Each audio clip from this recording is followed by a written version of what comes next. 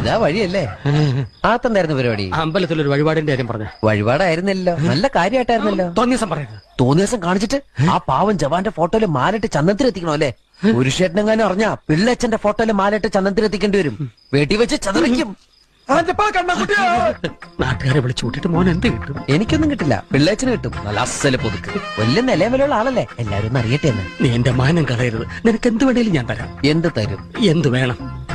അച്ഛന്റെ കയ്യിൽ നിന്ന് കള്ളക്കണക്കെഴുതി വാങ്ങിച്ച കുരുടിമുക്കിൽ 25 സെന്റ് സ്ഥലം. അയ്യോ മാധവ, അത് അയ്യോ മാധവ, അത് എഴുതി തരൊന്നും വേണ്ട. അവിടെ ഇത്തവണ എനിക്ക് വിത്തറക്കണം.